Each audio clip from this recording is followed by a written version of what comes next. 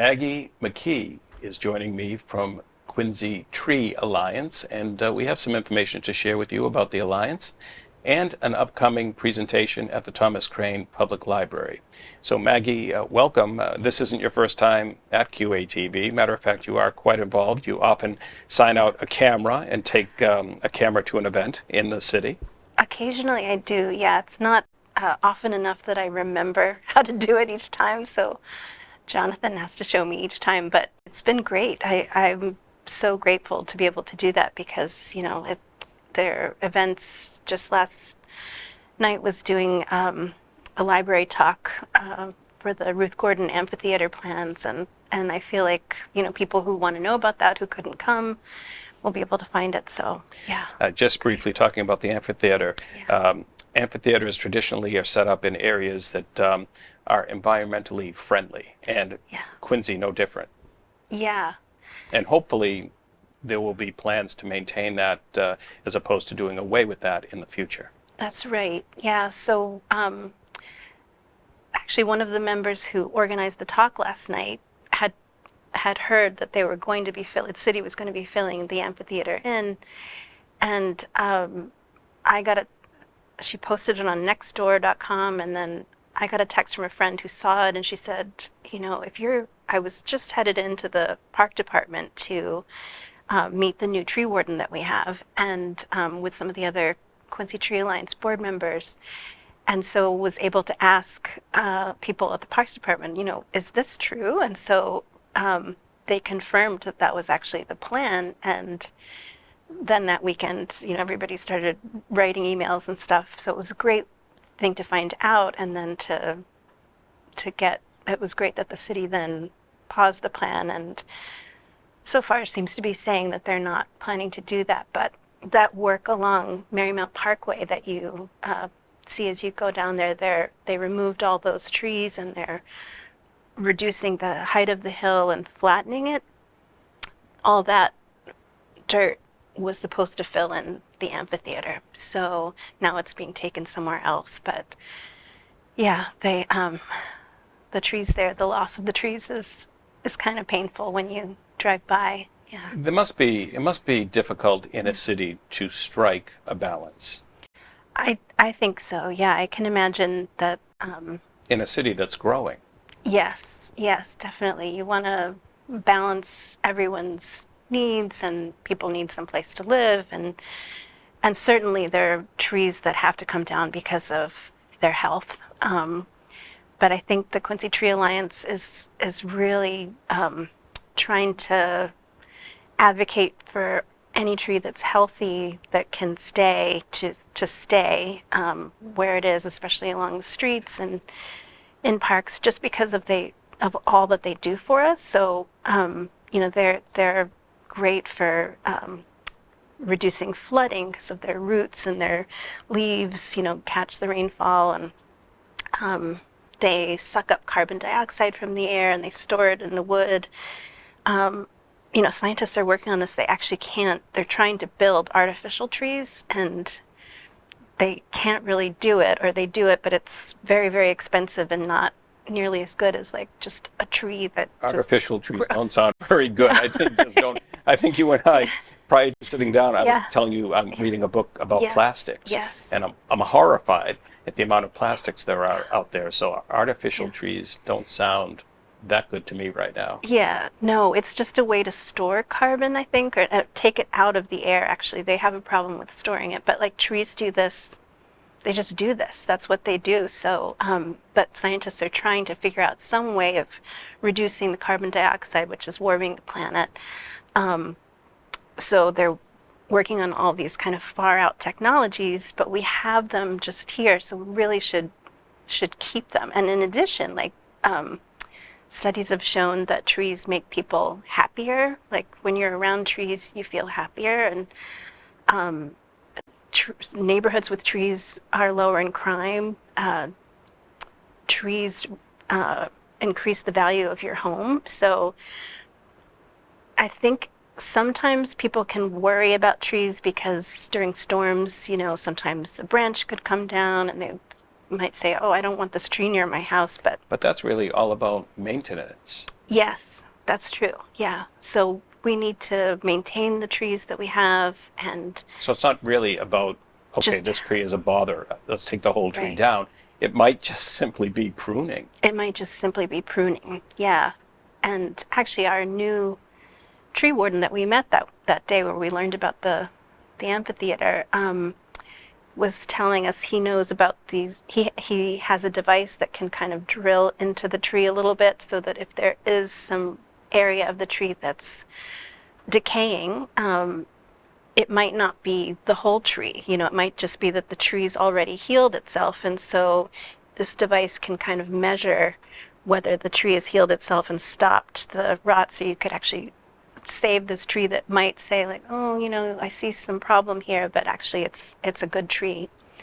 So yeah, I think we're just, there is a balance to be struck, but I think because of how beneficial trees are to our environment, to our health, to our happiness, to our pocketbooks, like, you know, these should be seen as like a critical infrastructure, like, you know, like electrical power or something like that. So we should be maintaining them, pruning them as necessary, and then just and keeping them because, yeah. Talk about the city of Quincy and the tree warden, because this is a relatively new position. This is the Right. second tree warden, I believe, that is now part of the city. That's So right.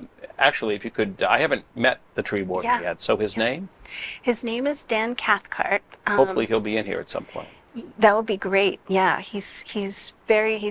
I've just met him one time in person, and then he came briefly to our Quincy Tree Alliance meeting last month. He seems so open and willing to work together, and very knowledgeable, as I said, with this drill and stuff. I was like, tell me more about that. So yeah, he seems really good. He's the second one. Our first one was Chris Hayward, and he was also excellent. We were really happy to have him.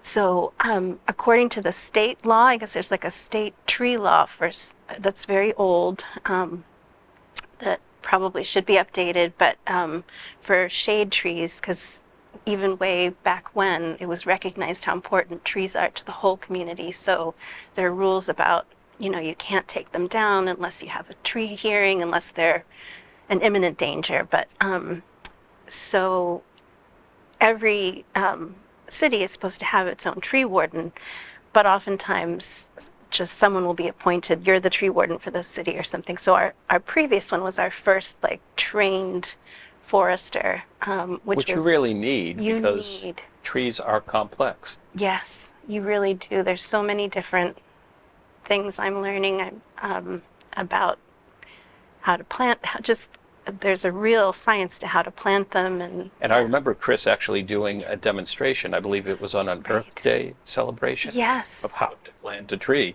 And I took that knowledge and I Yeah. planted a tree or a couple of trees in my yard. That's awesome. Yeah, that will help them so much because until they get their roots established, baby trees are really vulnerable. A lot of them just die if you don't, you know, water them regularly and plant them at the right height, not too deep and not too shallow.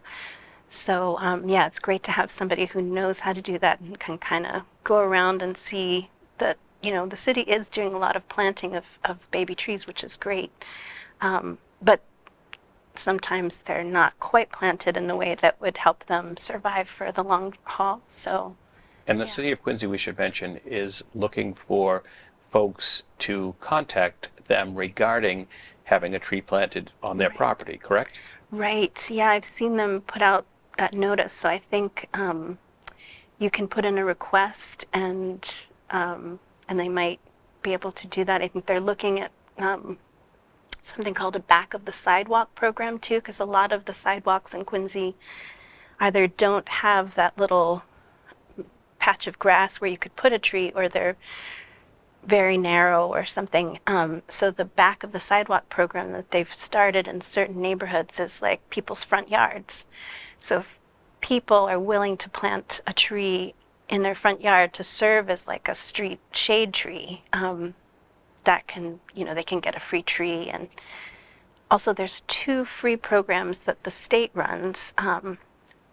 two free tree programs, two neighborhoods, sorry, North Quincy and Germantown, where the state offers free trees because they're trying to green up these areas that would need it, and they're trying to focus in and really grow the canopy in those particular neighborhoods so that they can kind of get the benefits of more intense greenery. So, so there's lots of ways you can get free trees. My friend got 4 free trees through that state program, so you can get as many as you want and can fit, and you can choose from a selection, and you don't have to plant them. Like all this hard work planting that I'm sure you know Right, from having done absolutely. it. Would have They- been nice if I had someone plant my tree. Yeah, it's worth quite a bit of, yeah. This is happening in the near future.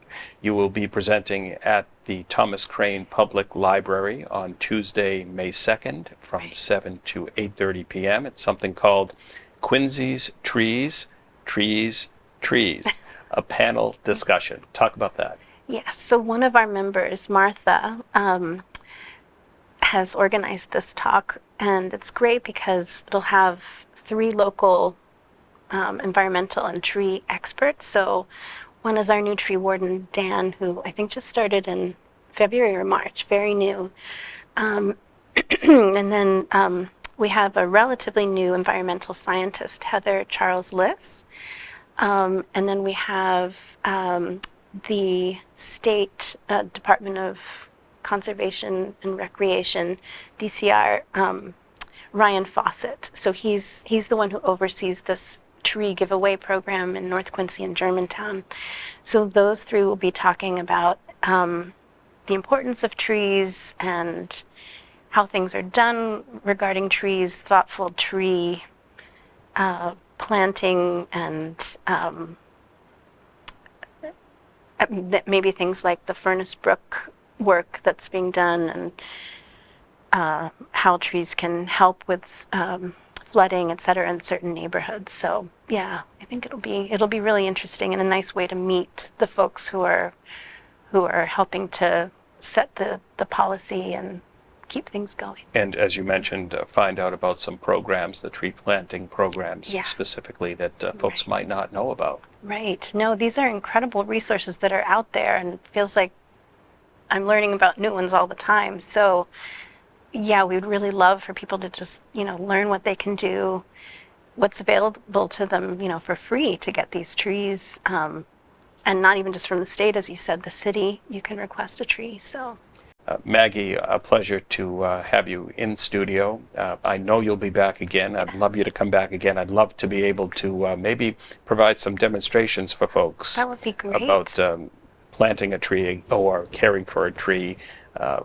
Everything tree related. I think we could certainly work with you to get that information out there. That would be fantastic. Great. Well, thanks again for joining us, and we'll see you soon. Okay, thank you.